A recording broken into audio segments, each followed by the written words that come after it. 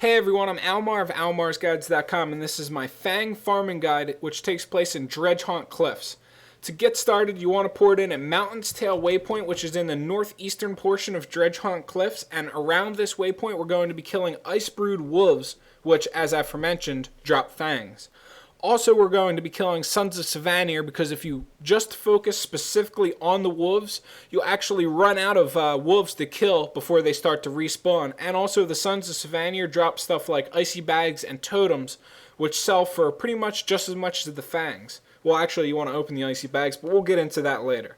So, let's start with fangs sell for about 2 to 3 silver a piece. Currently, fine crafting materials are going for an insanely high amount because ArenaNet just banned all of the bots. So, we might as well take advantage of this while it's still there, before more bots come back, or if they keep all the bots away, these are going to be the new prices. The fangs have about a 1 in 4 drop rate, so that means about 1 in 4 wolves that you kill is going to wind up dropping a fang.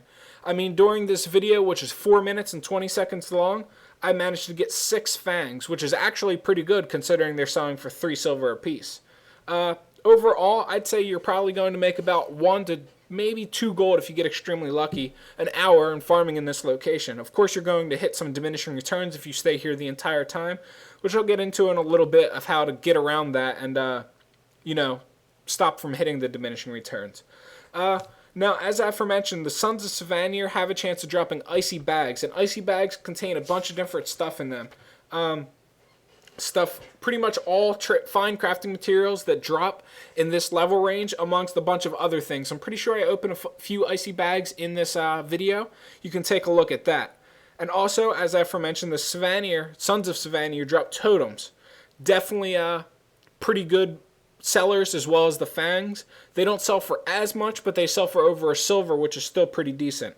Now, the other valuable gatherables in this area are seasoned wood logs, gold ore, iron ore, and you can also run into mature herbs, which have rosemary sprigs, sage leaves, thyme, oregano, and a bunch of good stuff like that. They all sell for pretty good amounts, not as much as the fangs, of course, but the gatherables are not why we are primarily here.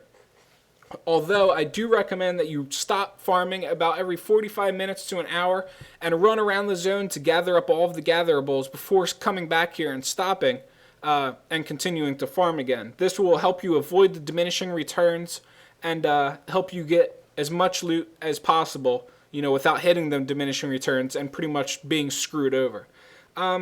The diminishing returns, if you don't know too much about it, they tend to kick in about every hour if you're farming the same mobs too much. It really depends on how fast you kill and how long you've been in the same location, same zone, and all of that. You can also just completely switch zones if you want to avoid the diminishing return. And if you still want to farm fangs when completely switching zones, check the northeastern section of Blaze Ridge Steppes. There's warthogs up here, which also drop fangs. There's a video probably in the right-hand side of your screen in the recommended videos about that farming location too, also done by me. Now, the only other things worth mentioning here are the mobs are extremely squishy. As you can see me in the video killing them, they drop like 25% each time I use my Heartseeker attack. And they go down really fast. Although they do hit kind of hard depending on what class you are, how fast they go down really makes up for it. Aside from that, you'll be getting some blues, which you'll be able to vendor, some greens, which you'll want to check the prices of on the auction house to see if they sell for more than what they would vendor for, and you also get white salvage items, which, of course you want to salvage and do all of that.